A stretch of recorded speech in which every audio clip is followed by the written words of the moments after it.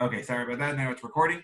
So it definitely resonates in different ways for different people, and therefore we take our time, and that's part of the beauty. But I would say, I would go out on a string here. So this is actually probably my favorite Mishnah, not just in this chapter. The opening Mishnah of chapter 4 is, I think, my favorite Mishnah of the entire ethics of the fathers, and the entire Pirkei avot, in the entire 6 chapters. I think this is my favorite paragraph, my favorite Mishnah. It's authored by Ben Zoma. I'll be sharing the screen in just a moment. But the relevancy is just incredible. So I'll tell you a little bit about who he was. His name was Ben Zoma. His name was actually Shimon. But during his generation, there was several Shimons that lived. Nowadays, Simon or Shimon is not that common of a name. I mean, there are people, it's one of the 12 tribes. But back then, I guess it was much more common. While there was 4 Shimon that lived in his generation, so they actually just went by their father's name. So instead of them being called Shimon, they were just called Ben Zoma, which means the son of Zoma, or Ben Azai, the son of Azai, to direct exactly who we are speaking about.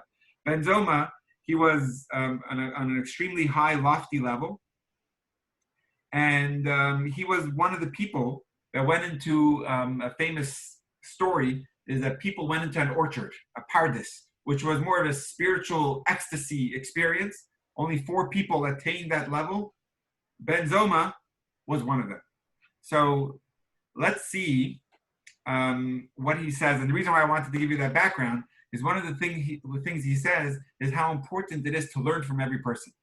And he was someone, this rabbi, was someone who was at the top of them all. He was like one of the holiest rabbis to live in the times of the Mishnah, and yet he's saying you can learn from everyone. And that's going to be his opening statement. So I'll share the screen. If it's okay, I'll actually read the first Mishnah, just because I think it's my favorite. And I would love to hear at the end of the class if any of you would agree. But here we go. Okay, could everyone see the screen? You could give me a thumbs up, or if you're unmuted, you could tell me yes. Okay. And everyone can hear me well? Okay, yes. I'm really excited to see you all. I've been missing you over the week. So I'm excited to learn Torah, and I'm excited to do it together. And I'm excited to learn from all of us. Okay. But I'm going to zoom in a little more. Okay.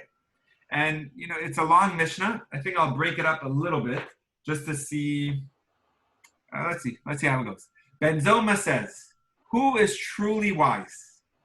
Someone who learns from every person. I find that to be such a beautiful sentence. A truly wise person can learn from everyone. Now, and the beauty is, it's not learned from rabbis. It's not learned from the elders. You can learn from everyone. Every person, as long as they're a human, they have something that they could offer and teach. I think that's a very beautiful statement. Everyone has something to teach, and we have what to learn from everyone. As it says in Psalms, we always like to back it up with a biblical verse. So this is from King David. I have gained wisdom from all my teachers, because God's testimonies, the Torah, is my only concern on conversation. So I will learn from anyone who can teach me something. That's statement number 1. Who is truly strong? Someone who conquers his inclination. So we have an inclination. And for those that are participating in our Tanya class, which is on Wednesday mornings, we're learning a lot about our inclinations. We have a godly voice inside of us, a godly soul, and we have a more selfish soul, an ego soul. And that soul always tries to get the better of you and convinces you to do what it wants and allows its selfish wants in you. But if you could control that, you have real strength.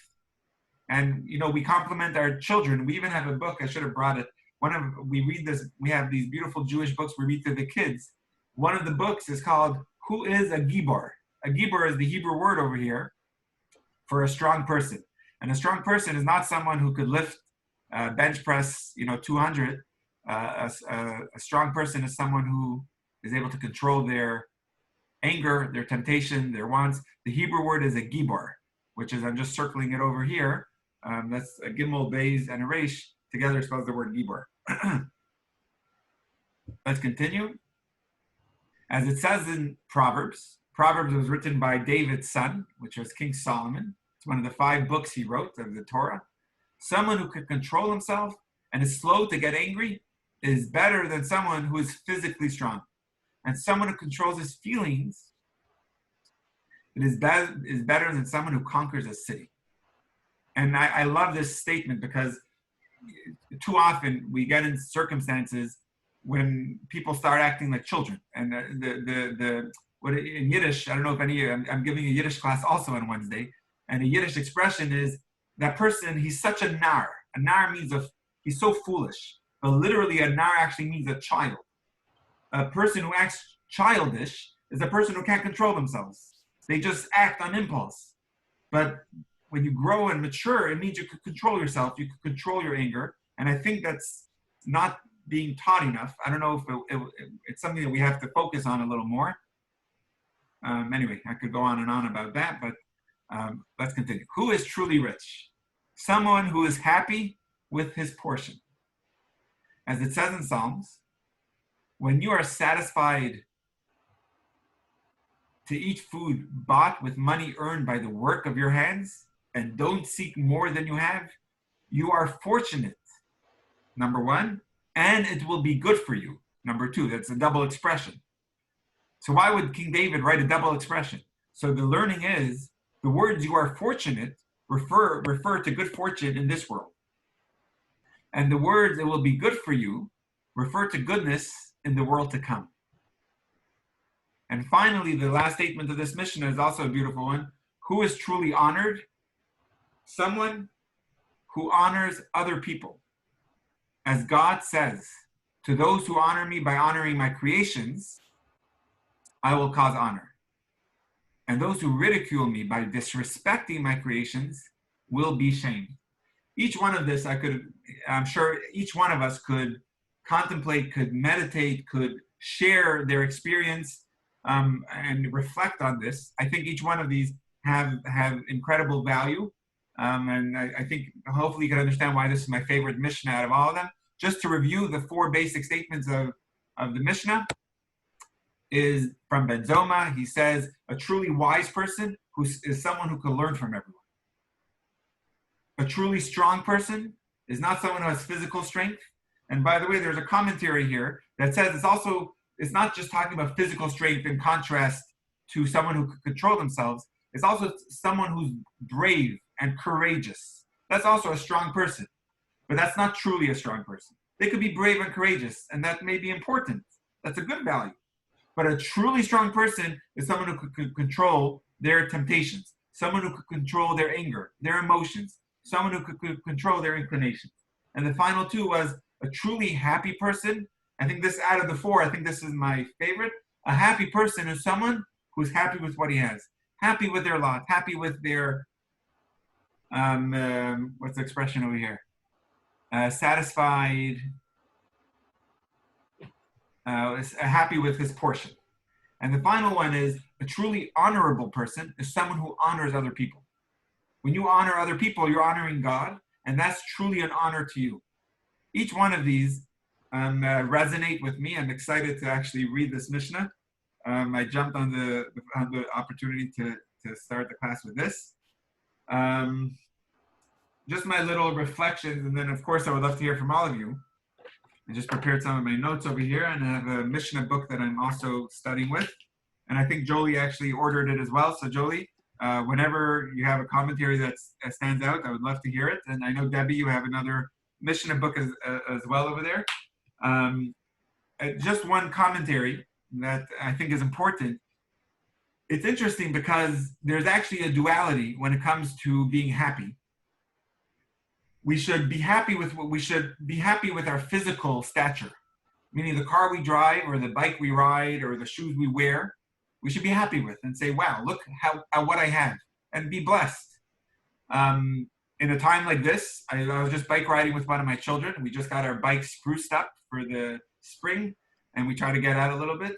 And it's just, we live in a beautiful place. And people could say, you could be in Hawaii, or you could be in, you could choose other cities or beautiful sceneries.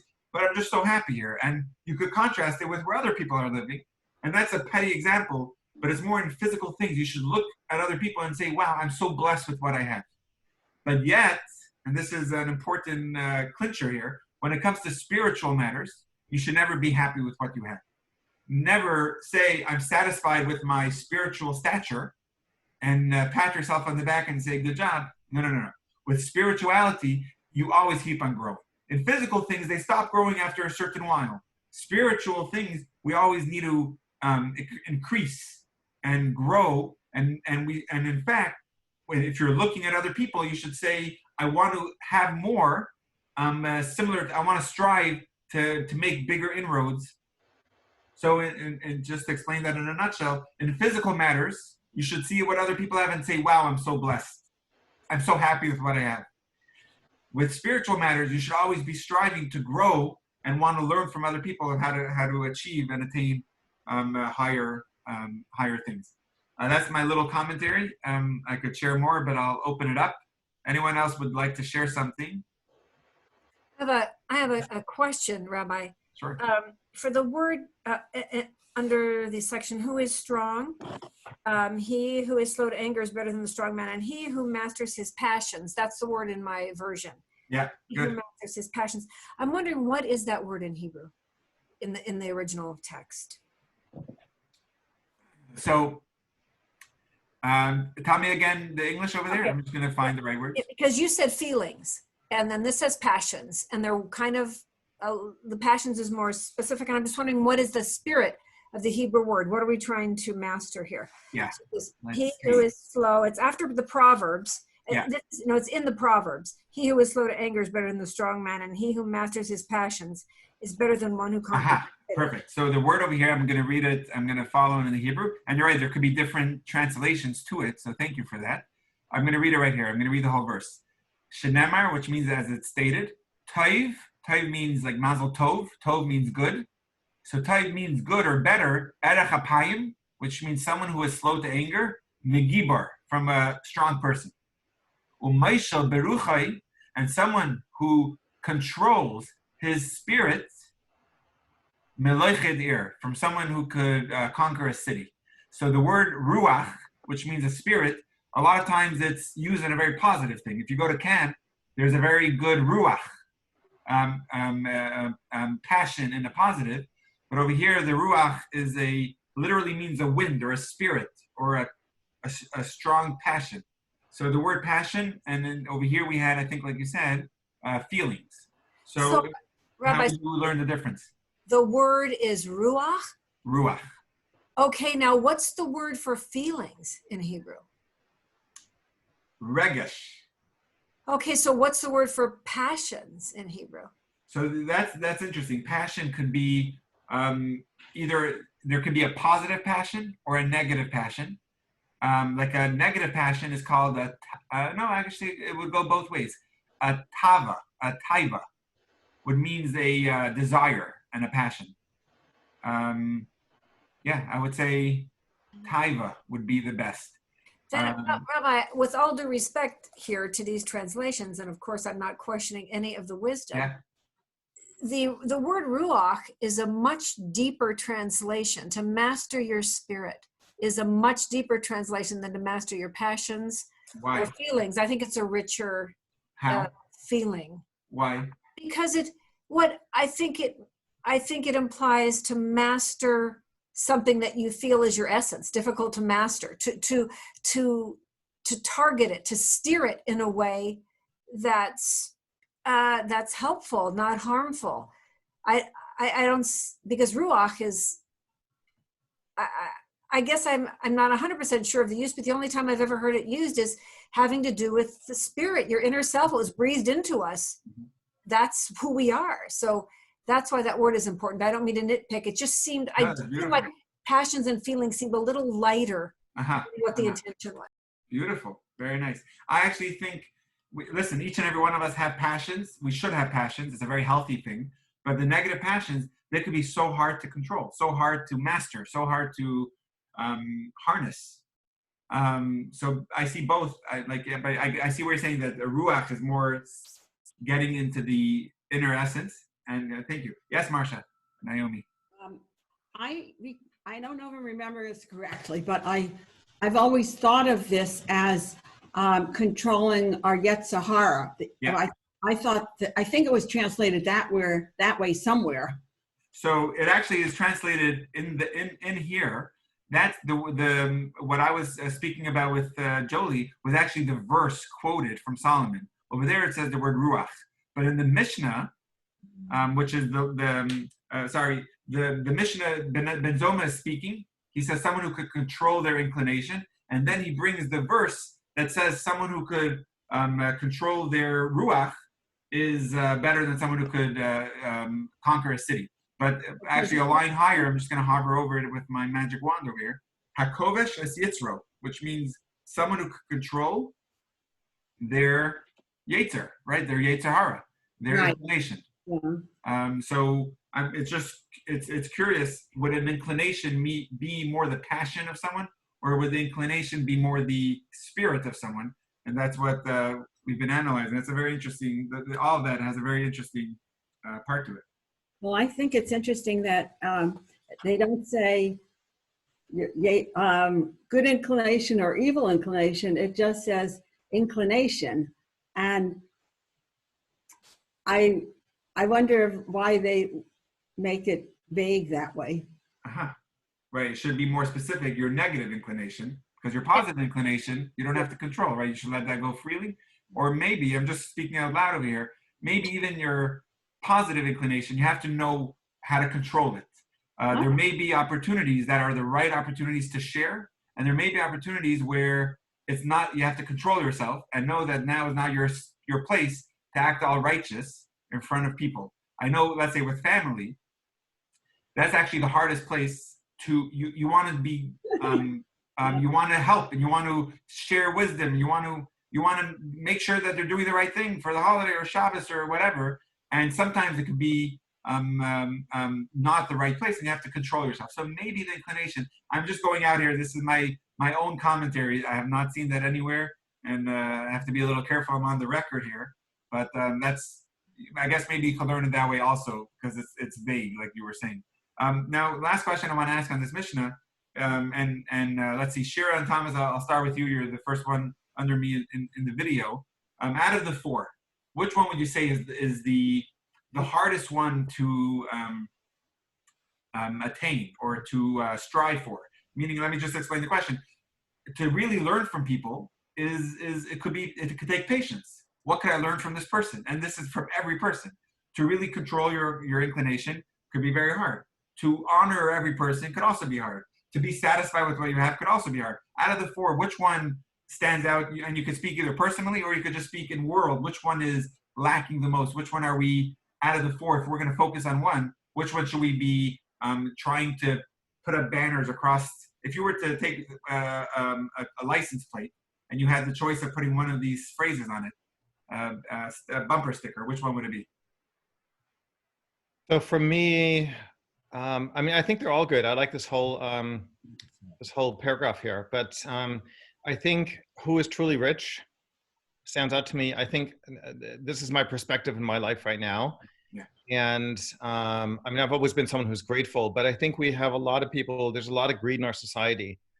And I think it really tears at the fabric of our society. I mean, I think it's something that something I see happening right now, something that's, you know, in people I deal with, that everyone wants right now someone else to take the fall, because they want to make sure they end up with a little bit more. Wow. And that's just with negotiations with different entities and stuff like that. So, I mean, that's just right now at this moment in my life, that's something that beautiful. Some people just want more and more and more. So. And Debbie, I see your hand up. Yeah, go, please tell me. Well, I agree with Thomas as well. I think they're all great. But my favorite is who is truly honored. Someone who honors other people is my favorite, followed closely by, I lost it, the first one, who's truly wise. Uh-huh. Nice. Yeah, go ahead, Marsha. Everyone could share theirs. Yeah. The Yetzer Hara is my favorite. To control the Yetzer Hara. Very hard. It's just Yeah. so easy to speak without thinking first. Yeah, yeah, beautiful. Peter, let me see. Peter, I'm gonna unmute you and let's see if it works. Peter, talk. Let me see if I can hear you. Does my voice travel? That's a miracle. Yes, Peter, it works. Hallelujah. I'm so happy, Peter. That's wonderful. I'm happy I could hear you. Yes. Good. First time. So which one would stand out for you, Peter? Um,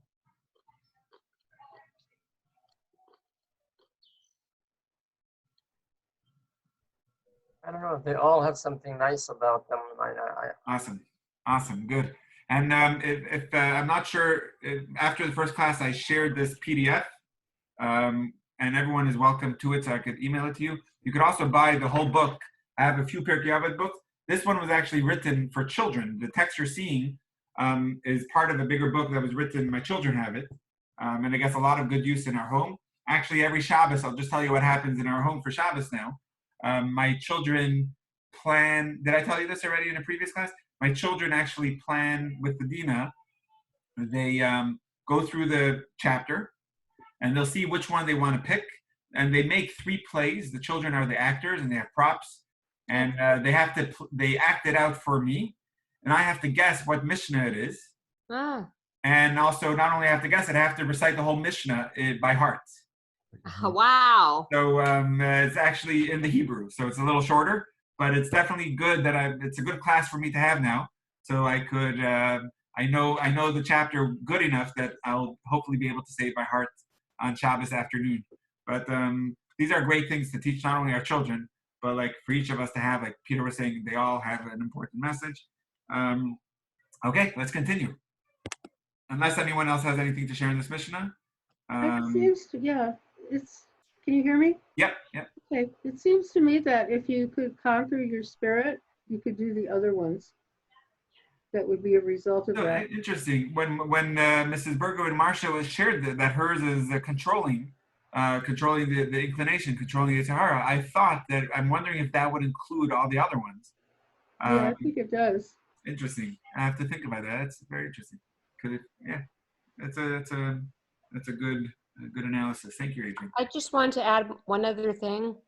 I think that it's really important to control your feelings.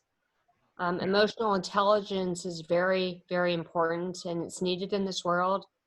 And if you can control yourself and your feelings, you can bring so much peace around you to other people. Amazing. Very true.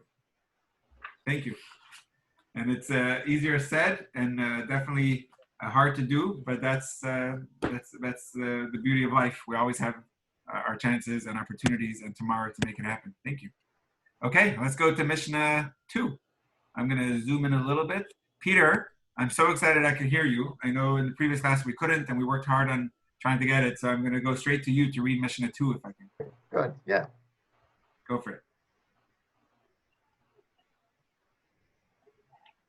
Oh, so let me just hover it to make it easier. We're up to Mishnah 2, this one right here. You want me to read? Is that it? Yeah, are you able to read it for the class? Read it for all of us. Ben Azai says, run to do even an easy small commandment and run away from any sin, because one commandment, no matter how small, brings about another commandment, and one sin brings about another sin. For the reward for a commandment is the opportunity to do another commandment, and the result of a sin is the possibility of doing another sin. Awesome. So that's a beautiful Mishnah. I'm just going to hover over the Hebrew, see if I can get to the Hebrew over here. Can everyone see the Hebrew? Everyone can see the Hebrew? So in the Hebrew, it's actually a famous song. At least we sing it. We have a family Shabbat with young children, and we have someone that plays guitar before Shabbos, and we light candles all together. So the song is Mitzvah Goreret Mitzvah, Avera Goreret Avera. It's mitzvah brings about another mitzvah, and an avera brings another avera, another transgression, another sin. So there's a lot of beautiful This is a beautiful Mishnah, but it starts off by saying, don't look at a easy small mitzvah and say, I'll do it later. You should run. You should have the same enjoyment by doing a small mitzvah. And the reason is, if you think of it, if it's every mitzvah, big or small, is all part of your relationship with Hashem. Just to give you as an example, if a person is in a relationship with a partner, with a spouse, it doesn't make a difference what it is that they're asking. It's just that it's coming from them. I want to do it. That's a healthy relationship. It's not, they're asking me for a big thing. I have to make sure I don't want to get in trouble. I'm going to do it. If it's a small thing, it could probably wait a week or two, and they won't get angry at me. If it's a healthy relationship, it doesn't make a difference if it's asking me to do the dishes or asking me to go wherever. I'm going to do it because it's my spouse, and it's not about the specifics. It's about my spouse. So the same as in a relationship with God, there's actually an argument in the Talmud, like everything else. This is a beautiful debate, and I would love to hear what you would answer. When God gave the Jewish people the Torah, which the anniversary of that is coming up in the beginning of June. It's marked with the holiday of Shavuot. God gave us 10 commandments. It says that with every commandment, we responded, that we accepted. How did we respond? So there's a debate. For the positive mitzvahs, meaning God says, you shall honor Shabbos, we said, yes, we will honor Shabbos. For the negative mitzvahs, which means do not steal, is one of the negative mitzvahs, we responded, no, meaning we will not steal. So one opinion is for the positive mitzvahs, we said yes, and for the negative mitzvahs, we said no, meaning we responded that we won't do it. Rabbi Akiva says, no. On both the positive and the negatives, we both answered yes. We said yes, we will honor Shabbos. Yes, we won't steal. It's a little detail of a difference if they answer yes or no to the negatives, but it's actually, the Rebbe understands that debate to be talking about when we start our relationship with God, how do we look at it? Was it a specific relationship? Our relationship is built on this and on that, and therefore we were looking at the specifics. We will do this and we will not do that. Rabbi Akiva says where we're talking about the whole relationship. Yes, we will honor Shabbos. Yes, we won't steal, because we're answering yes to you. The yes is we're in a relationship with you. It's not a yes to this and a no to that. It's about the entire relationship. And I think this is what's coming to my mind. Ben Azai is saying, a small mitzvah, big mitzvah, run to do it. Because it's all in the same relationship with God. It makes no difference the magnitude of the mitzvah. Rabbi? Yeah. I'm wondering if I could jump in here. There's a beautiful commentary in this book that you suggested I get. Yes. It's on the word run, and it says, Ben Azai speaks not only of physical running, which is not appropriate for many mitzvot, but of an emotional yearning and joy in the fulfillment of a mitzvah, even a minor one. The pleasure and joy stems from an awareness that a mitzvah, even a minor one, connects us with the infinite one. This awareness causes one to shed all restraint and run to the mitzvah. A person who is limited by ego and self-centeredness cannot truly run to a mitzvah with all of his being, since he is held back by his finiteness. Even so, this person should still run to a mitzvah, since the act of running will bring him closer to running naturally. Amazing. I just love that. Amazing. Each part of that has so much to learn from. Even just the beginning of the ending, the beginning was from the Rambam, and the ending with Maimonides, and the ending of that was from the Rebbe. Each part of that, let's just analyze the idea of running. When you're if you're doing a mitzvah with enjoyment, in Yiddish it's called Geschmack. I'm wondering, Thomas, in German, if it's a similar word. I may have asked you before. Is there? Well, Geschmack is like your taste. Thanks. Okay, so in Yiddish, someone could maybe define it better. I'm sure, Jolie, your dad would have the perfect definition for it. A Geschmack is like it comes with food. Like you could have a Geschmack, a piece of gefilte fish, but it's more just a Geschmack. This is so enjoyable. It's not just about the food. It's you hear a good story, or you have a Geschmack feeling. So if Judaism, there's always been a debate in the Elte Shtetl, in the Elte Hain. The expression was in Yiddish, "Es ist schwer zu sein a Yid," and it was true. It means it's difficult to be a Jew. I'm going to do it, but it's hard. There's a lot of pogroms. There's a lot of anti-Semitism. There's a lot of poverty. There's a lot of everything, and it's hard. It's hard to keep it up. But Chabad, the whole, or Hasidism in general, it's about, you have to do it with enjoyment. Like unfortunately, I know so many people that their Hebrew school experience growing up was devastating. It was, they couldn't wait to escape and run away, and because it was all about, you do this and you don't do that, don't ask why. And there was no enjoyment. The teachers didn't have the enjoyment and the joy and the passion, and it wasn't passed down. And it caused a lot of assimilation, etc. The joy of Judaism, the running towards a mitzvah, not just physical running, but the passion, the enjoyment. Our children, our neighbors, our community, our friends need to see us loving what we do. And that's like, I think it would be part of the Ten Commandments. It's part of the love of doing it. In fact, in the Ten Commandments, the first is a positive mitzvah, and the second is a negative mitzvah. You shall believe in one God and don't have any other gods. And it says that the first mitzvah is actually the root of love for all the mitzvahs. Ahava, which is love for mitzvahs, is rooted in the first commandment, meaning it's the first introduction to God is loving mitzvahs. And the second commandment of negatives is the root of all honor, reverence, and respect for mitzvahs. Respect for God is just as important, and that's in words of the Tanya, quoting the Zohar, love and awe and respect is actually the wings of how we soar up. A right and a left, you need the love and you need the respect, which is on the left, and those are the wings that allow us to rise ourselves up. And Jolie, even the last part, that's from the Rebbe, and that's beautiful. You do it even if you're limited with your ego, and you still run towards it.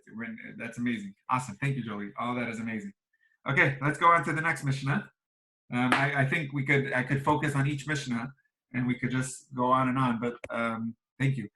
This would, out of this chapter, besides for the first Mishnah, the next one is actually my favorite one, number 3. This is also from Ben Azai, which we just quoted him a moment ago. Let's see, Adrian, would you like to read this one? Sure. Ben Azai would often say, I'm sorry, I'm just going to zoom in. I'm sorry, just to make it easier. Go ahead. Ben Azai would often say, do not treat anyone with disrespect and do not reject anything as valueless, because there is no man who does not have his hour when he is needed, and there is nothing that does not have its valuable place and purpose in the world. Awesome. This is an amazing Mishnah. Amazing Mishnah. I'm going to give everyone a few moments to reflect on it. I want to start off with a story.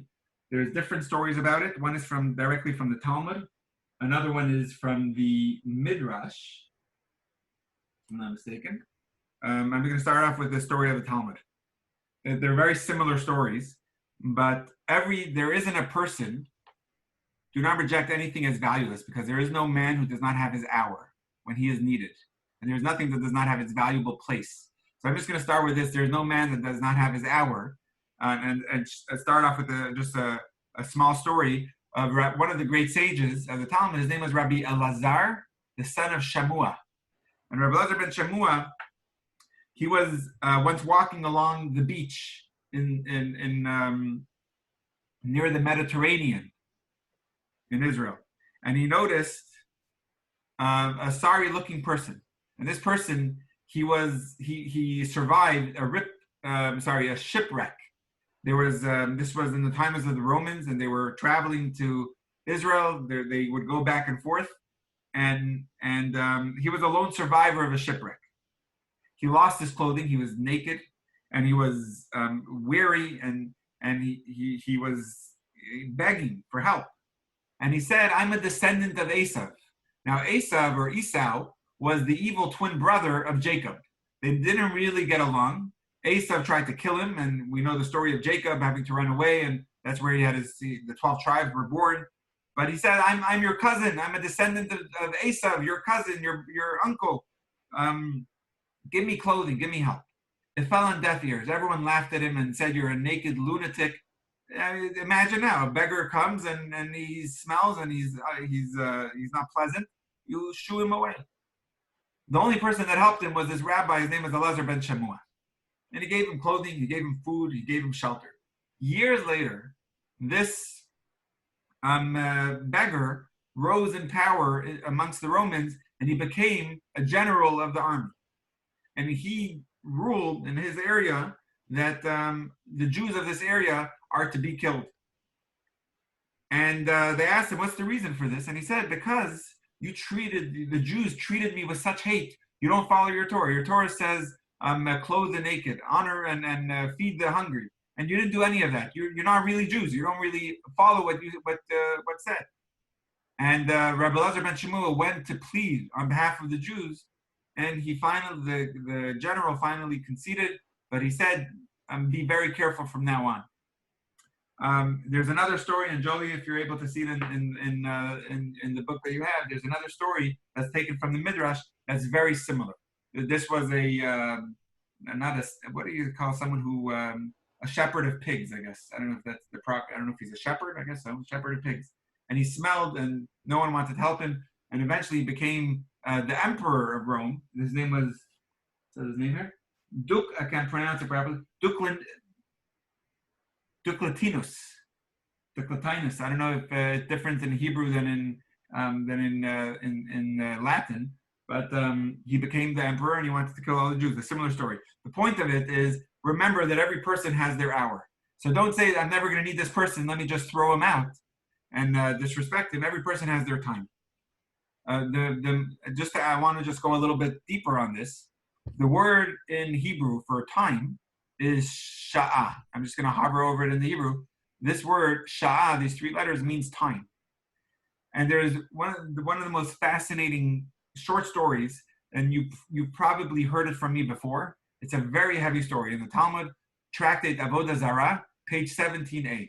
The story is that there was the biggest sinner in the books of Judaism.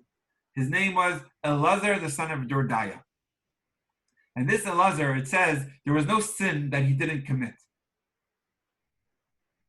To the point where there was no woman who he didn't hire in harlotry. That's the Talmud talks about. He knew everyone. And he once heard of a woman that for hire cost, I think, a bag of silver coins or golden coins. He climbed the mountain where she was. He gave her the coins, and when before any act happens, she says she went like this. She blew out. The Talmud says she went like this, and she says, the same way my breath can never be taken back, the soul of this person, Elazar, the son of Dordaya, will never be accepted in the heavens. Meaning he's gone so far, he will never be able to do teshuvah. He heard that. It triggered him immensely, deeply. It says he got so emotional, he dropped to the ground, and he says he took a fetal position. He put his head in his knees, and he cried and cried the night away. He cried so deeply until his soul expired. He lost, he couldn't live on anymore. He died on the top of that mountain. And a heavenly voice came and says, Rabbi Elazar, the son of Dordaya, attained the highest level of the world to come. It called him Rabbi Elazar, the son of Dordaya. And Rabbah, who was one of the sages at the time, he heard it, and he says, there are those like myself, who their whole life they're striving and working to attain the world to come, and there are those who b'sha'ah chada, in one moment, in 1 hour, they're able to attain it all. That's referring to Elazar ben Dordaya. The word over there used in the Talmud is sha'ah, the same word over here as time or hour. In 1 hour, you're able to attain it all. That was the story of Rabbi Elazar ben Dordaya, and that's actually the same word over here of sha'ah. And it's a hint that in 1 moment, in 1 hour, we can attain an entirely different circumstance. So many times a person may feel, I'm too far gone. I'm too far in that direction. I can never change my course of life. And really, to change it, it's a lifetime to change, but it starts with a moment. It starts with a sha'ah. And I'll just prove this from Jewish law, and then I'll stop my speech over here, and I'll open it up for others. But in Jewish law, one of the most perplexing laws is when it comes to the laws of divorce. It says, let me just pull up the law over here. I'm sorry, the laws of marriage. It says that if a person makes a condition on marriage, so nowadays, thank God, we don't have it. You get married, you say Mazel Tov. But in the olden days, the Talmud has an entire book on the laws of marriage, Tractate Kedushin. And there is a section where it says if a person makes conditions on the marriage, this is not the example in the Talmud, but I'll give you an example. If a person says, I'm going to marry you on condition that your father is a millionaire. So he's milking some money there, but the marriage would only be in effect if the condition is met. So if a person says, I'm only going to marry you if you have pink shoes, you check in that woman's closet. If she has pink shoes, it's a good marriage because the condition has to be met in order for the marriage to be effective. And that's a little detail. Now, one of the laws is if a person says, I'm marrying you on condition that I am a righteous person. The law is, even if that person is the most wicked in the books, they've sinned everything, which means the rings that they are presenting to their spouse, they stole. And that morning they had a Big Mac. And now they're saying, I'm marrying you on condition that you're righteous, that I am righteous. The marriage is effective. Even though, what's the chances that the conditions are met, meaning he's not righteous? But the reason why the marriage is effective is because it takes one moment to do teshuvah. So while maybe this morning he did that, or an hour ago he stole, but this moment, he could have had a trigger, a moment of teshuvah, and it starts with that moment. So in that moment, he could have been a changed person. It doesn't show from his past, and it's not going to hold up in court to say I'm a changed person and I should go free, and he'll have to pay back his theft. But it starts with that sha'ah. Again, the word over there used in the law is sha'ah. So anyway, the point I'm trying to make is that each and every one of us have our hour. Each and every one of us have a moment that is ours that we could change it all. And we should never get this in despair. We should all realize we have our sha'ah. That's my little pep talk on this Mishnah. It really resonates, and for that reason, I really enjoy when I study this Mishnah. There's a lot to learn on it. Anyone else has anything to share on this Mishnah? Oh yeah, Marsha, I see you raising your hand. You could just unmute yourself and please share. Yeah. And I think it should be on the bottom left. There should be an unmute button. Not right, actually. Yeah, I hear you. My picture. Okay, so the word Shoah. Yeah, it's Shah. It's not Shoah. It's Shah. It's a different. Not the same word for Holocaust. No, it's a different. It's a fully different word. It's and the main reason is because of the vowel, first of all, but also the letter. And over here it's an ayin, and over there it's an aleph. While they sound different, it changes the entire meaning of the word. So it's a different word totally. But it's a good observation. Okay, thank you. Yeah, sure, of course. Okay, anyone else have anything to share on this before we continue?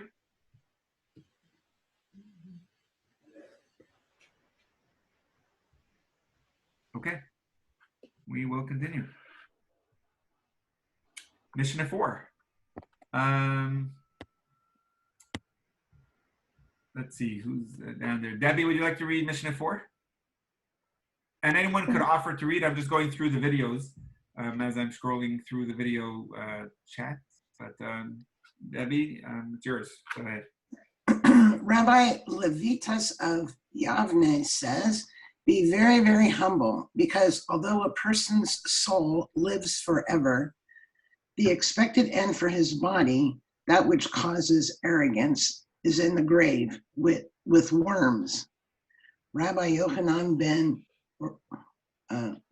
Beroka says, whoever desecrates and brings dishonor to God's name, even in a private small group, will be punished for it in public. In regards to desecrating God's name, it makes no difference whether it was done by mistake or on purpose, because either way, God's name was dishonored. Amazing. Awesome. So let's just focus on the first part for now. Humility, while hard to fully attain, humility is one of the most important things in our Tanya class. The word that we teach it in Hebrew is bitul, and it's become such an important word. Humility. In one of our classes, Maddie, who's someone that attends our Tanya class, she's planning, or I don't know if she did, but she says she's going to name her dog Bitul because she loved the importance. Bitul is humility and surrender, and it's a very important thing, which is the opposite of arrogance, of course. And I'm just going to share one story on this and then definitely open it up. There was Rabbi Akiva. Most of us know him. He's one of the great sages. He was once at the marketplace, and he had a diamond that he wanted to sell. It was to raise funds, and he was doing it through selling a diamond. And there was an unfortunate-looking person that offered to buy it and said, "Come with me to my home. I'll pay for it." And Rabbi Akiva was very doubtful that this person had anything to his name, but no one else was offering to buy it, so he followed the beggar-looking person home. And as soon as the person was making his way home, there was already a servant there honoring the person to the home and opening the doors for him. And someone else took off his coat for him. The butler came, and Rabbi Akiva was very taken by surprise. This was an entirely different person than the person he saw in the marketplace. So Rabbi Akiva asked him, "Why did you pretend to be like a poor person when you're in fact very wealthy?" And he said, and he obviously paid for the diamond, and he said there's 3 reasons of why I don't want to show my wealth. Number one, I know that one day, and this is obviously very relevant now, we see, I realize that my wealth means nothing. One day I'm not going to be able to take it with me in the grave. None of my pockets, none of the shrouds, which for those that are part of the Chevra Kadisha, when we're buried in shrouds, God forbid, we know that there's no pockets in the shrouds. There's nothing that we take with us. So therefore my wealth it comes and goes, but it doesn't come with me. And we see that very much now, that the wealth is not something we could think we have it, but in truth, in an instant, a sha'ah could be taken away. Secondly, he says, I know that I want to sit amongst the beggars in the marketplace because I know that if I ever lose my money, I'll still have friends because they don't know me as a wealthy person. So therefore, they'll be my friends regardless of what happens in my turn of fortune. I'll have friends at that time. And finally, I believe that every person is created in the image of God, meaning we're all equal regardless of our financial status. Hashem hates when people put themselves amongst other, especially when it's due to their financial, their bank accounts. So why should I act like I'm better than them with how I dress and everything? And it says Rabbi Akiva was very happy and pleased with his answer, and he taught it over in the Talmud. So that's just a little bit about humility. And the second thing Debbie, you mentioned was about desecrating God's name. Whoever desecrates and brings dishonor to God's name, in Hebrew, we teach this to our children all the time, even if it's in private, a small group, it's something that we have to be very careful from. In Hebrew, the word I always mention with our children is you're either making a chilul Hashem or you're making a kiddush Hashem. It either means you're desecrating God's name or you are sanctifying God's name. What that means is, especially where we live, there's not too many other Jewish people that are our neighbors. And therefore, when they look at you, for example, they look at you as a representation of the entire Jewish people. So how you act, they're going to say that's how the Jews do it, whether positive or negative. So it's something we always have to be mindful that you're honoring God or dishonoring God and the Jewish people. And it's something we have to be very mindful for. Even if my kids are just on our little, not little, but they're just biking on the sidewalk, they know that they should still wear a helmet, even though it's literally going just a half a block down. Not only for safety, they know that also, even though they're not going on the street and they're just staying by the home, they're going to wear a helmet because they know people are going to drive by and they're going to say, oh, the Jews don't take safety seriously. They don't wear helmets. So they know to wear a helmet to make a Kiddush Hashem. And we teach our children, well, that's a very small example, just about a helmet, but with everything, we have to dress nicely, we have to talk nicely, not only because it's the right thing, but it's also making a Kiddush or Chilul Hashem. Anyone else have anything they would like to share on this Mishnah?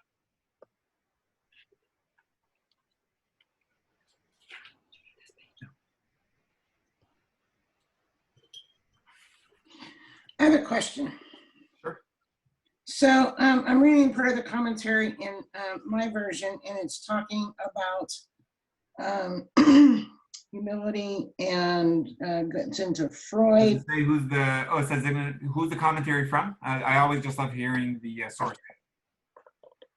Oh, no, I'm saying, but you said there's a commentary? Like, does it quote who the commentary is from, or it's all one big commentary? Oh, well, I'm getting there. So it's Freud. Freud suggests that, well, the commentary is written by Rabbi Dr. Shmuel Yanklowitz, Okay. the Orthodox guy. But he says, okay, he's going on and on. Freud suggests that thanatos, the death instinct, was one of the driving forces of human life. How do we allow this fear to guide us? Perhaps we die at five distinct moments in time. When one stops loving life. Number two, the irreversible cessation of the heartbeat. 3, when one's body is lowered into the earth. 4, the last time one's influence has any direct impact on posterity. And number 5, the last time one's name is ever mentioned on earth. And then he goes on to say, we try in vain to forestall each type of dying. To reverse the loss of love for life, one seeks pleasures that are ultimately empty of meaning.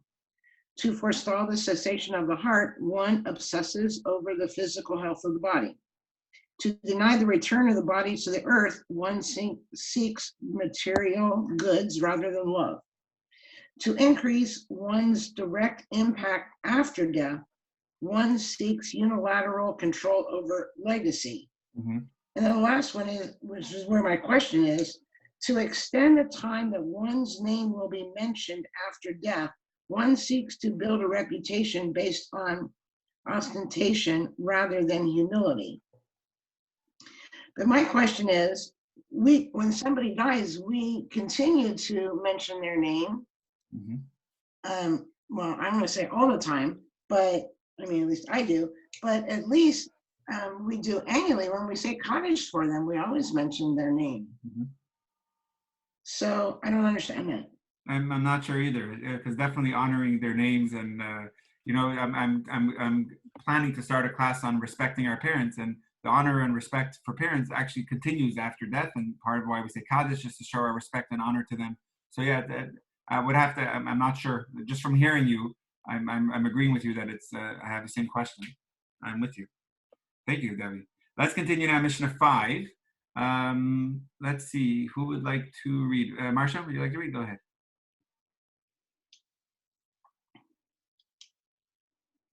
I can't hear you. I'll give you another couple seconds. Otherwise, we'll pass it on. Here, this Okay. commentary at the bottom. Well, we're just going to continue to Mishnah 5. So right here, Rabbi Shmuel. Oh, all right. I was commenting that the inclination could go both ways, and they have my inclination there. Yeah. So you want me to read? Yeah, go ahead. Rabbi Yishmael Bar Rabbi Yosei says, someone who learns Torah in order to teach it to others is given the opportunity to both learn and teach it. Someone who learns Torah in order to fulfill what he has learned is given the opportunity to learn Torah, teach it, guard himself from sin, and do what the Torah says. Rabbi Zadok says, do not separate yourself from the community. If you are judging a case, do not act as a lawyer by giving advice to those being judged. Do not make the Torah like a crown. Do not use it to make yourself great, and do not use it to earn money as a wood chopper uses an axe to earn a living by chopping wood. This is what Hillel would often say. Someone who uses the crown of Torah for his own benefit will be destroyed. You have learned from these words of Hillel that whoever seeks personal benefit from the words of Torah removes his life of reward from the world to come. That's amazing. And so it's beautiful where even if you have Torah and you've attained a status, you should never make money off of Torah. Don't use it as a crown, either to get honor or to make money off of it. And the quote from Hillel is beautiful because the life of Hillel, many of us are familiar with Hillel teaching us the golden rule, but Hillel also, he would never rely, even though he was a great rabbi, he never relied on his status as rabbi to earn a living. He always had a job. And it says, the Talmud lists out the jobs of these. Rav Huna was a fishmonger. The Rav Chista was a wood chopper, and this one was a water carrier. And everyone had jobs because they didn't want to earn from from Torah. And Maimonides, who came much around 1,000 years after the Talmud, but Maimonides is also famous for not earning a living, even though he was Maimonides. He wrote great books, and he was the chief rabbi of the Jewish world, and yet he became a physician. When his brother was supporting him, and when his brother died, his brother's name was David or David. His brother died at sea. He learned medicine, and he became a doctor, and he made money from being a doctor, and he didn't even charge his patients of his community, meaning he gave them a lot of times free advice, but he didn't, especially Torah, he didn't want to rely on his wisdom of Torah in order to make a living. So that's beautiful. And again, I think I would love to hear if there's a commentary. You see, Rabbi Tzadok says, do not separate yourself from the community. I think last week, or maybe it was 2 weeks ago, in chapter 2, we learned a pretty similar, if not verbatim, quote of not separating yourself from the community. So I'm not sure what that is, but let's continue. Anyone else have a commentary on this that they would like to share? That's the question. Nowadays, in some of the ultra-Orthodox communities, whether it's Mea Shearim or any place in Jerusalem, or other cities like that, the real Orthodox people don't seem to terribly eager to actually have jobs other than getting involved with Torah and studying and maybe teaching Torah. Right. Are they just not quite in tune with this Mishnah? So that's a very good question, Peter, because you're right. This Mishnah makes it clear, don't rely on Torah to be your living. Don't make Torah the crown. There's a lot to say on that. I'm not here to condone one way or another, whether they should get a job. I know the Rebbe didn't want people to sit their life and as their main occupation is to study Torah. The Rebbe wanted people to work or to make a difference in the Jewish world. The Rebbe found it necessary that you do need time in your day. I mean, it's a biblical law, right? To study Torah every day is in the Torah.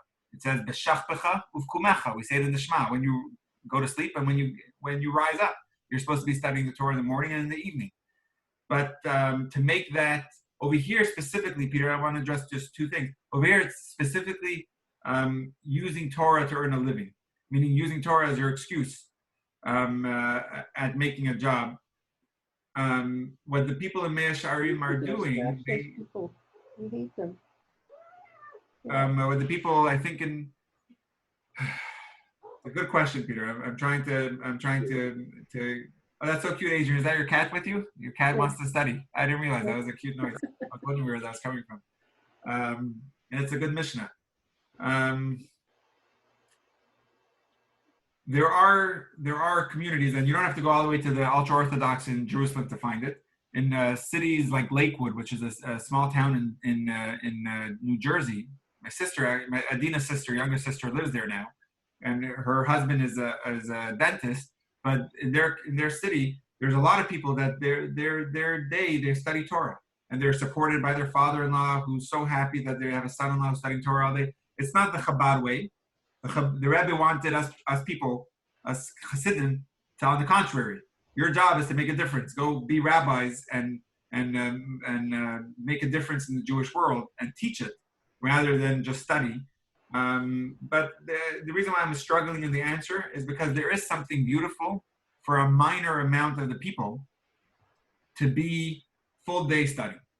And it's actually, I think, part of the health of our people as a whole is to have people whose day is occupied in Torah. While it's not all of our aspiration, it's not something we could all afford to do, there is something beautiful to support people that, and it's a minor people, it's, let's say 2% of the population, let's say it was, I don't know what the statistics are in Israel, but it is beautiful to know that there are people that are expanding and expounding all day on Torah. And you don't have to look that far. The Greeks had philosophers that all they did all day were philosophize. And the Romans had their people. And even in Egypt, the Pharaoh had philosophers, advisors that were philosophizing Egyptian all day. But there was also a group of Jews who Pharaoh allowed for them to just study Torah all day. He knew that it's the health of the Jewish people, the Hebrews. If I want them to be my slaves, I need to keep them a people. And part of the people needs to have a selected amount that are busy studying Torah all day. So there is something, I don't have the full answer, Peter, but there is a flip of the coin is the idea of constant learning and keeping that legacy and tradition full force alive, not just to be studied on Shabbat and to be expounded on in an hour in the morning. There needs to be the people that are studying all day. It shouldn't be more than, I think, a minor percentage, but there is something to have that. Does that conflict with our Mishnah? Perhaps. Perhaps. Rabbi, I have another, I'm sorry, were you done? Oh, yeah. Go ahead. Okay.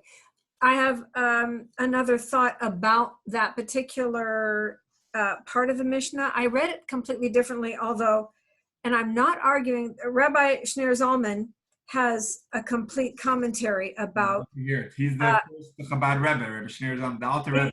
Right. So I'm not arguing. I'm just going to share what my thoughts were. Yeah. My immediate thoughts were when I read it, Rabbi Tzadok said, do not separate yourself from the community, do not act as a counselor. First it says, other versions of the Mishnah do not contain these two statements. The first statement was said by Hillel and is cited above. The second statement was said by Yehuda ben Tabai and is cited above. So that's interesting that there's some differences.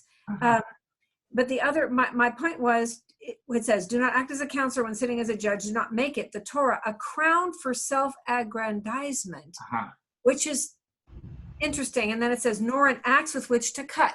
My initial feeling was that what was being said here is, don't use the Torah to make yourself smart and wise. Like, I'm a great Torah scholar. You should listen to me. I know more. I'm very holy. That's self-aggrandizement to me. And then nor an axe with which to cut. To me, that meant punitive. Use it to hurt other people. Use it to punish other people. You know, this is what the Torah says. You're no good. You're bad. Or to me, that was like completely obvious. And then when I read the commentary, it seemed to be completely to the right of that, which means don't make money from the Torah. I'm not tracking with the rabbi. Forgive me, Rabbi. But no, I love it. That's beautiful. All right. What up? Thank you, Joey. I always keep on sharing these. It's so beautiful to hear. Thank you. We will accept that. Thank you. And the self-aggrandizement, that's very well said also. Like, don't, and the chopping of the wood is not just, exactly, it's more just being punitive on the basis of Torah. I like that also. Yeah. Do you have something to share? Yeah, go ahead. Are you still wanting to hear more commentary about do not separate yourself from the community? Yeah, sure. This book has a lot of different commentaries on it. Yeah, I have that one also. I thought, that's a good okay. So, according to the Zohar, we are instructed in this Mishnah to pray with the community. The prayers of the community at large are far more effective than that of any single individual. Also, the prayers are written in the plural form because Jews should include the community's needs in their personal prayers. When Rabbi Yitzhak Hutner was deathly ill, he explicitly told his not to pray for him unless they asked God to allow him a speedy recovery among the other sick people of Israel. And then the word, let's see, the word Zabor. Tibor, yeah.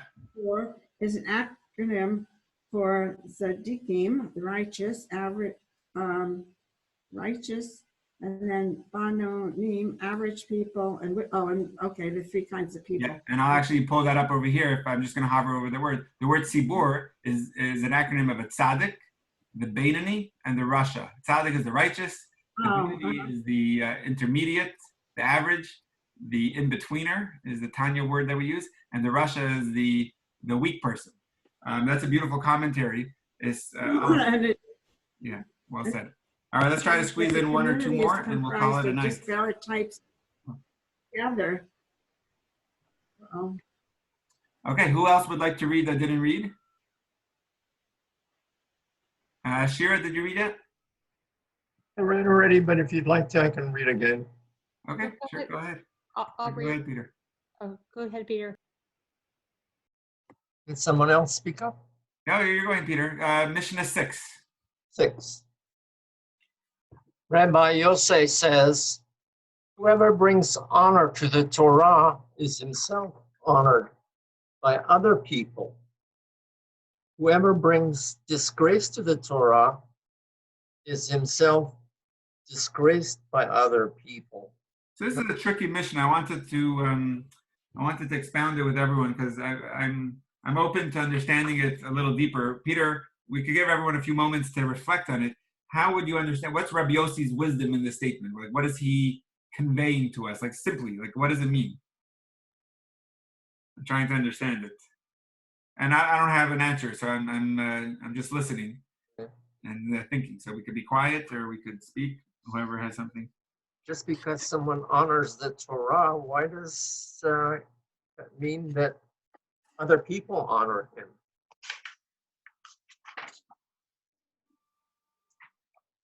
Whoever brings honor to the Torah is himself honored by other people. Well,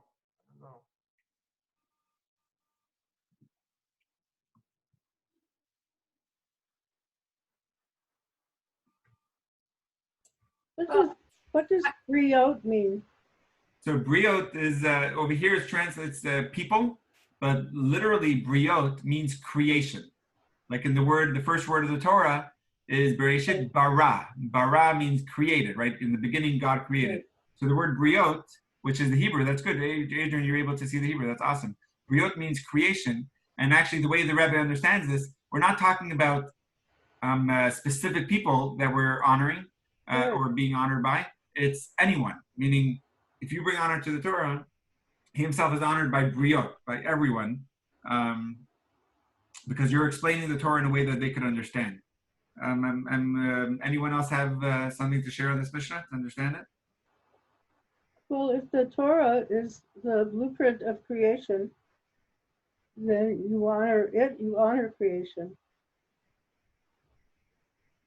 Because since the Torah is the blueprint, so when you're honoring Torah, you're honoring What was created from it. is himself honored by other people. But over here, we're speaking about that person, he or she is the one being honored, right? Meaning people would look at you with respect, dignity. And if you disgrace the Torah, you will be disgraced by other people. Yeah, please, Joey, go. Sorry.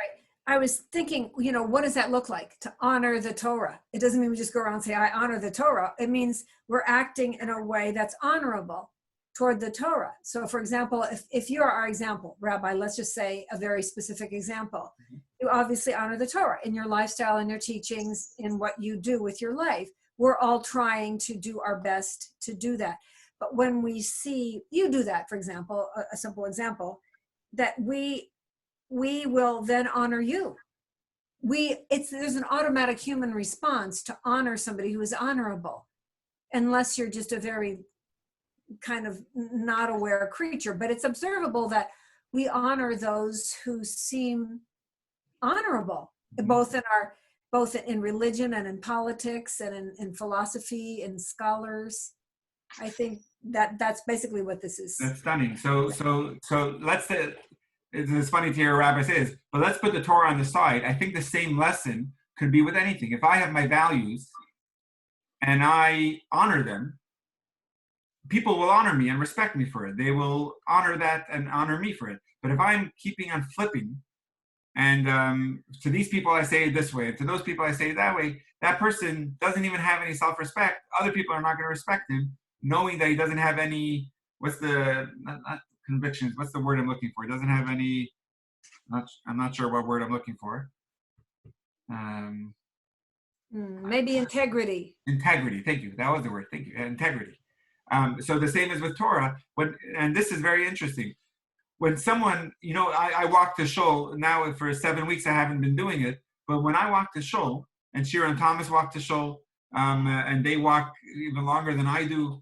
But it's beautiful where people. I get comments all the time how much people love, and these are people that I don't know, but they love seeing me walk with my boys and walk to shul. Now, hook or crook, coronavirus stops us. But it could be rain or snow or anything else, and we're walking to shul. And if I would sometimes say, yeah, you know, this week maybe I'll hitch a ride, you know, and then when even though it seems like something so minor, but I stick to my values. I'm sticking to something that is I have integrity with it. And the same is with money, and the same is with, like you were saying, politics. I have certain morals that I stick with. When you stick to them, people will honor you, but at the same time, it's honoring Torah. So when I honor the Torah and I stay strong with it, Jolie, I think what you said is so beautiful. People will look at you with dignity and honor in the same way. Thank you. How will people know that you honor the Torah? I mean, obviously with you, and it's a different story. You're a rabbi, you've got a beard, you're wearing talis, you know, people know that you're very religious, practicing Judaism all the way through. But with most people, even those that have an aliyah, one doesn't know that they might be very, very honorable people. They're just a person who happens to have an aliyah. So I think part of your question is a very powerful one, Peter. That we have to find ways of how we could honor Torah. Meaning, we could obviously we need to live like the land and everything, but it's okay to stand out as a Jew. And then when everyone and Peter, for you, the story before way before I moved to Novato, and in the 70s, when you stood up and you took a stand for your Jewish child in the Novato school system. And there was too much of a Christian and Christmas celebration, and you wanted to make sure that your kid is able to be, and then you took some flack for it, but you had your morals and you honored your Torah for it. So sometimes it stands out and you have to do it, but I think part of our job is to find ways to honor Torah. Whoever brings honor to the Torah, it doesn't mean it's always coming naturally. It's in a way that you're finding ways and opportunities of making sure the Torah is being honored. We have to. I think it's a workout. It's finding ways of how to honor Torah in our daily practice and in our words, with our pockets, in different ways of how to make sure Torah is being honored. And it could be simple things, you know, in our house. But if a siddur falls to the ground, we right away actually pick it up and kiss it. It may seem so small, and it's not anything like we were talking about until now of honoring the values of the Torah. It's over here is honoring a book or honoring the Torah scroll, but that's part of it. When someone sees that you take these things seriously, they will honor you for it. So it's finding ways to make sure that the Torah is being honored. Let's try to squeeze in one more.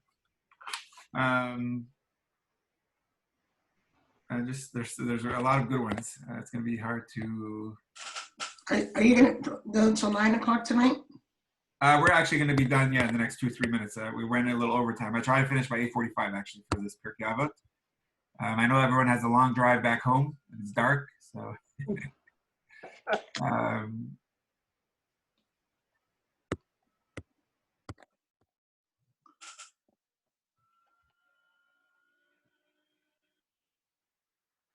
Let's just do Mishnah 10. Shira, go for it. Mishnah 10. Okay, Rabbi Meyer says, minimize your business activities and occupy yourself with Torah learning.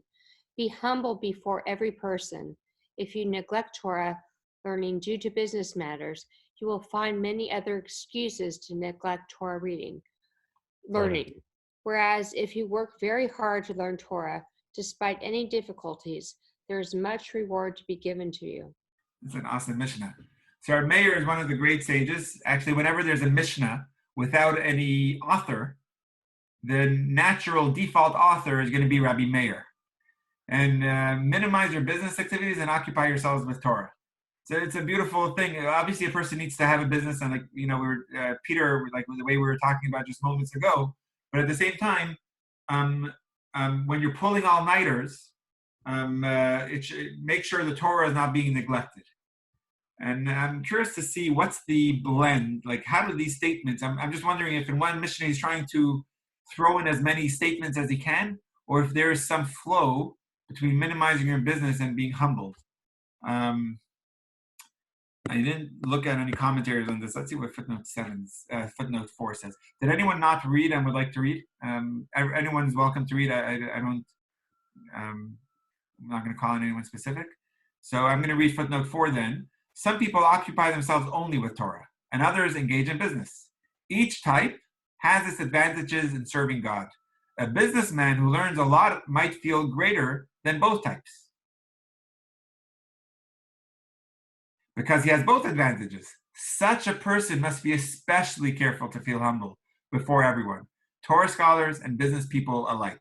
So actually the Rebbe just helped us out over here. I was trying to figure out the flow between, let me just go back up for a moment. I was trying to figure out the flow between Reb Meir's statements. Minimize your business activities and study Torah, and then be humble. So the Rebbe explains that this actually goes together. There's an advantage in studying Torah. You have a great Torah knowledge. There's an advantage, Peter, like we were saying, in occupying yourselves in business and making a difference in the world. But what if a person has both? They have their business hours and they're also studying Torah on nights and weekends.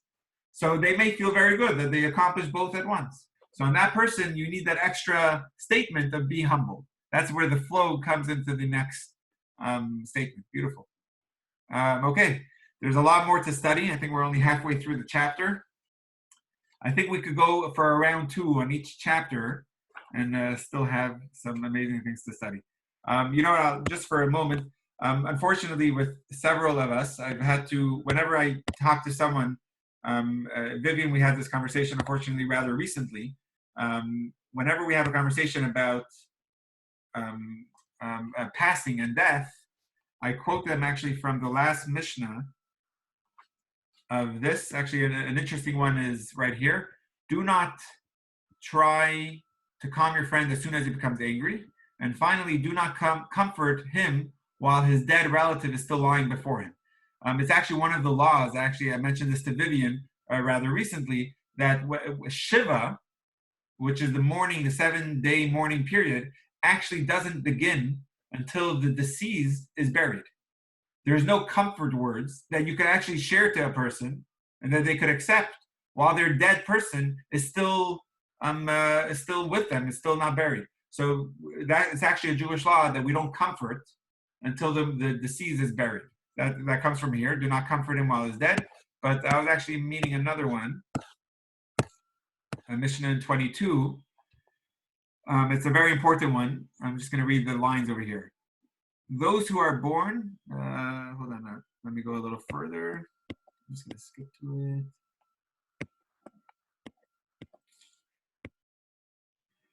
You are forced to be born, and you are forced to live, and you will be forced to die, whatever God decides. It's in Hebrew, if anyone can see the Hebrew, mine is being blocked by the videos, but it says, Al karchach atachai, right here. Chai means life. Al karchach atachai, Al karchach atamet. And against your will you live, and against your will you die. It's actually the way we come into this world. What's the first sound that is heard from any child born? And it's the biggest blessing, is the sound of a child crying. It's a cry of the body gasping for air, but it's also a cry of the soul of saying, I don't want to come into this schmutzig world. Schmutzig is the Yiddish word for dirty, but I'm not talking about dirty. Hopefully the hospital or the home they're being born in is clean and sanitized. Schmutzig means it's all about the next dollar earned, and that's the honor that you're given, and the jealousy and the wars and the hatred, all these things. The soul is saying, I was living a blissful life. I don't need this. So the first sound of the soul is a cry saying, I don't, you're forced to be born. The body, the neshama is fighting, and there's contractions, and it's kicking, saying, I don't want to come out. And then, but once it comes into this world, it realizes the power, potential of doing mitzvahs and making a difference in the lives of themselves and the lives of others. Every person fights for life. Every person fights for survival, and therefore they're forced to live, but you're forced to die. Meaning, when it comes to the time for death, everyone is not ready. We need to do more, because we realize the incredible opportunity. The neshama, the soul, realizes what it could do in this world that it can't do in any other world. And therefore, wants to live here as long as it can. So I'm not here to give a eulogy, God forbid, or anything. It's just a beautiful reminder that when we're here, we have to realize that we have an incredible blessing and opportunities that we can only do while we're here, that we can't do anywhere else. And we have to take advantage of our neshama being in a body. God willing, for many, many years, we say in Yiddish, bis 120 till 120. And actually, Chabadniks, we say till 180. Till 180. So God willing, for many good, healthy, happy years, with lots of nachas from ourselves and those around us, we should live, but realize our great opportunity and the responsibility that we have while we're here is to make a difference and an impact in our world and make this world a godly world, a world of mitzvahs.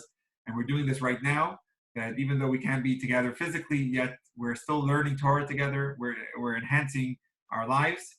We're even taking a computer and using that for a holy sake. So we're even bringing Judaism and holiness and Torah even to our screens. And may we do this more. This is beautiful. I really enjoy our Pirkei Avot class. God willing, next week we'll continue at the same time at 7:30. Everyone's welcome to drop me a line. You're welcome to email me any more thoughts or that come to you after on this Mishnah, on this chapter. You could, if you want to read ahead to the next chapter, there's a lot of numbers. In chapter 5, it's all about different numbers, 10 utterances of God and 10 things were created on Friday evenings, and a lot of good numbers that we'll go through together next week, God willing, in good health. Until then, Shabbat Shalom, be well. You could tune in tomorrow at 7 p.m. for a pre-Shabbat L'chaim with my little mini sermon. And on Sunday, God willing, we'll be having a fun event. On Monday, we'll have a fun event. We're still putting out more details about it. And then our Tanya class is on Wednesday mornings at 9:30. That's really popular. And a Yiddish class on Wednesdays at 12. And Adina's Torah and Tea, I've been hearing incredible things about it. And that's on Tuesdays at 1. This is beautiful that we can still be together and learn Torah and inspire each other. Everyone, be well. L'chaim, Shabbat Shalom. And Shabbat Shalom. Shabbat shalom. Bye. Good night. Thank you, Rabbi. bye, everyone. Good night. Bye.